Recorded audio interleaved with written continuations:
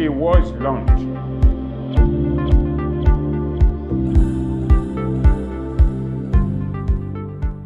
Good day, everyone. Welcome to another episode of AF24NEWS Talks. Today, I'm joined by Mr. Martin Ayonkola, a director here at AF24NEWS, and Dr. Olabisi Deji, also a director here at AF24NEWS. You know, as we always do, we are talking about pertinent issues happening in Nigeria today.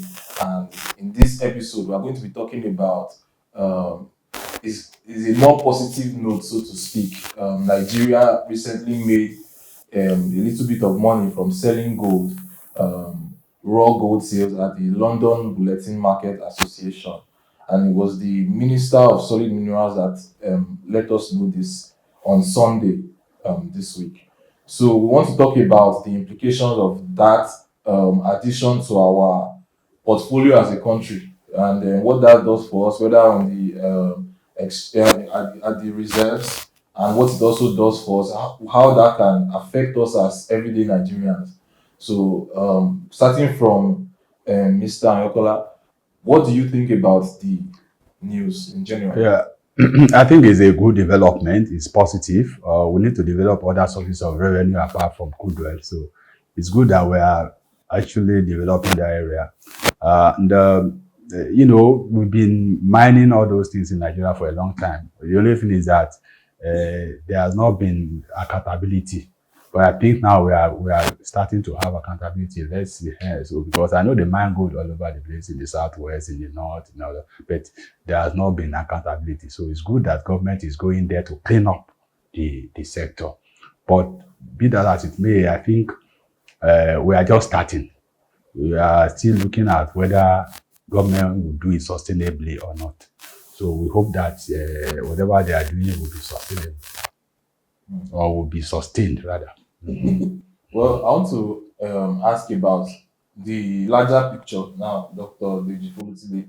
What do you think is the implication, or what can you tell Nigerians as an expert looking at it?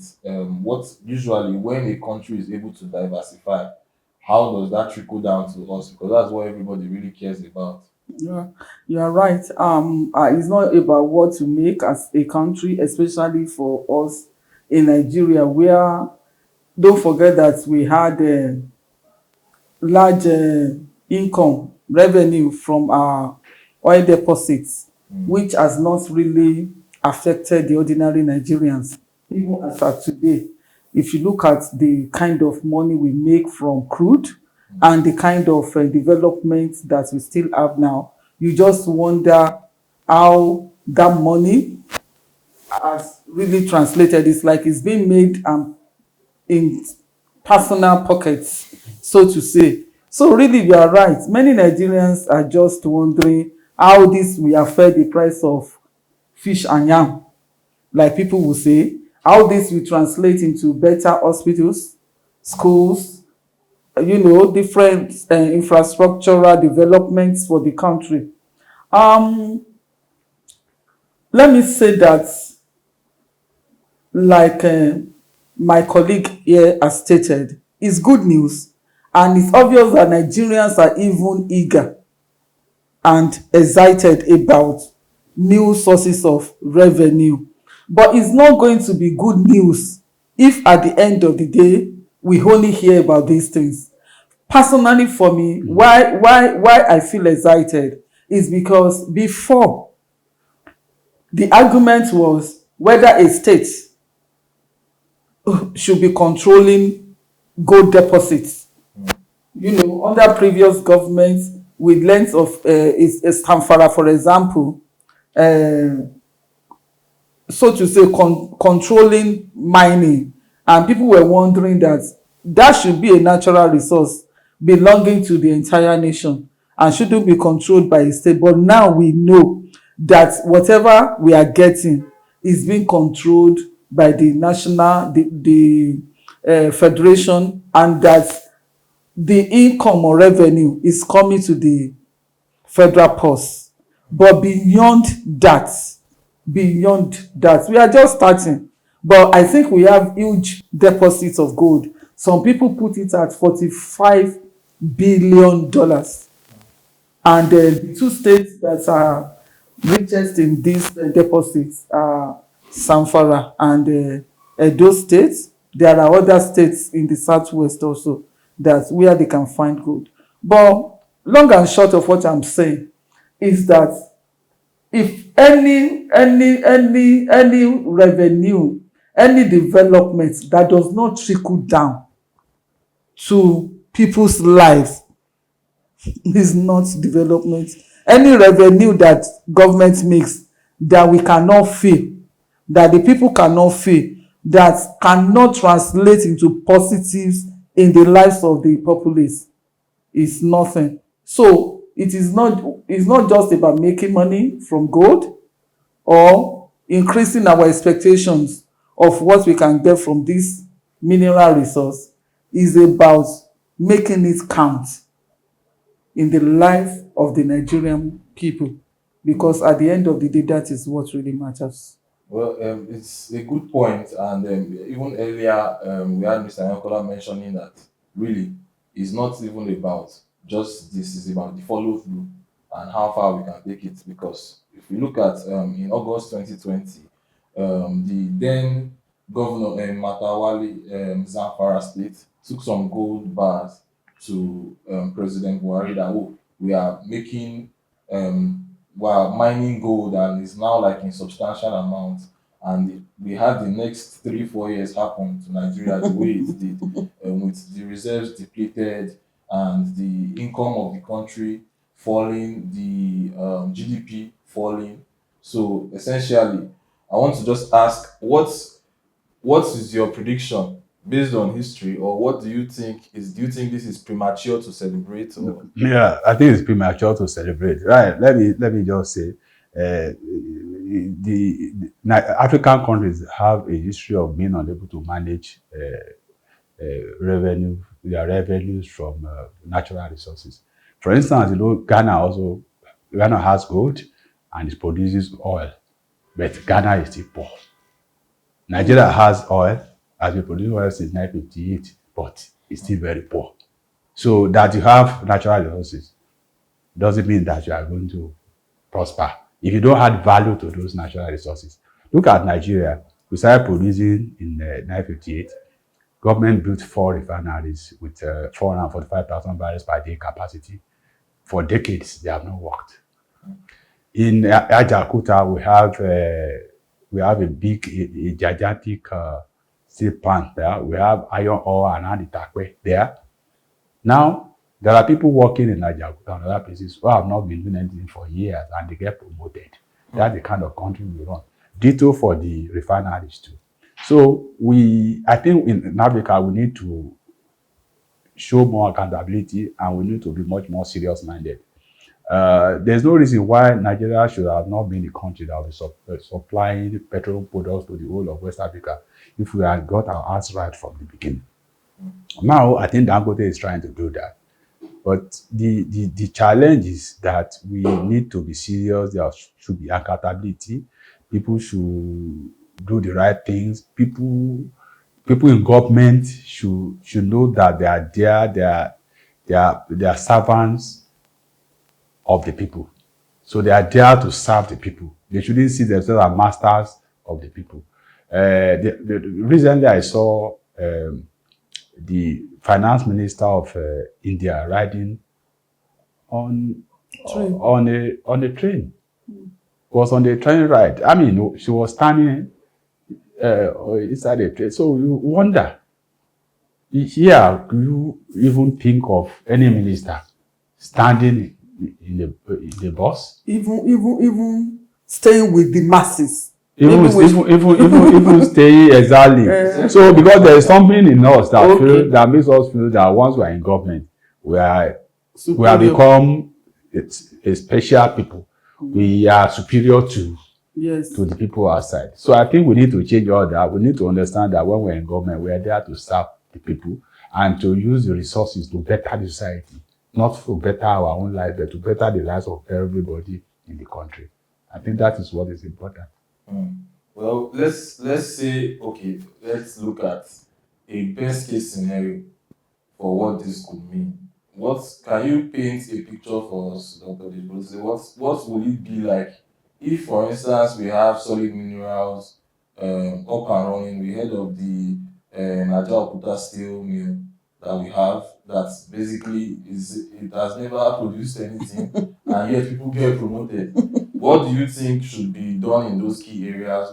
What new do you think they should go the route of privatizing mills, or do you think the government should still try to Actually, there is really no rocket science in all of these things. I think the Nigerian, how do I put it now? Is it? I don't want to use the word example, like Nigerian story or something like that. But that is still not the appropriate word. But it's like it is fashioned to fail. That's what I can say, because there is really nothing that is a big deal in all of these things if we want it to work. Look at the Ajaokuta steel, for example, that you mentioned. This is a company that we need. What was the reason for the establishment of this steel mill in the first instance? If there was no need, will it have been established? Do you know how much we are spending on importation of things that we can produce in this country? You talk about the steel mill. There is one about newsprint production, and we still spend money up to today to import newsprint. Not one. We have many. And none of them is working. We have refineries, 4 refineries, none is working. And what does it take to even establish a refinery? The locals are establishing it and they are refining. If local people can do this thing, it means that it's not a big deal. We of course, we don't expect a country to do what the locals are doing. What I'm just trying to say is that it's not as if this is something you are reinventing. It's there, but because we are tailored to fail, so that some people can benefit from that failure. That is why we are seeing all these things running the way they are. So you are asking me, imagine we have Ajaokuta rolling steel mill working. All the bridges we are constructing. Do you know that the money we are spending to import things, we won't need them? Look at our buildings, the building industry. There are so many things that we will not even need to import things for. In so many companies around in Nigeria, there are so many things that you will not need to import money from. Now tell me, who does what Nigeria does? That we have a company that is not producing anything, yet people are getting paid every month. They are getting promoted every month. You are doing that in the steel industry. You are doing that in your oil industry. You are doing that in different kinds of industries. We have Ministry of Oil and Mineral Resources. We didn't just start having it. Some people are coming in, they are digging our gold, raw gold, they take it out. And, and it's going on and on for years. And I don't agree that we're a poor country. We are not poor. What is happening is that we are mismanaging our resources, and that led to poverty. You get it? Then individuals are getting rich at the expense of the general masses. Look at a report I read, I think yesterday, that 100 generals and politicians own so amount of billions of dollars property in Dubai. And it won't be in Dubai alone. They own properties everywhere, because the system is so weakened that there is a lot of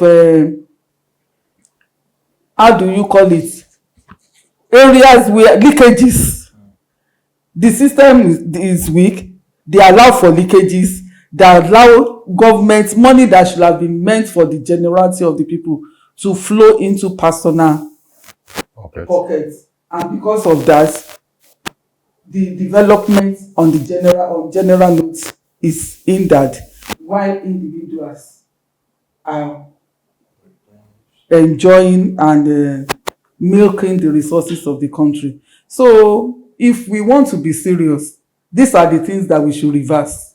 If we reverse them, definitely we are going to witness positive developments, because even the countries that we envy and all of that, yes, our economy may not be as big as that of the US, definitely not, and we also know that we don't even have the technological developments and know-how that they have, but fine, their population is also more than us, and even origin of their development is also more than ours, so we cannot really say that we are competing with them along that line, so to say.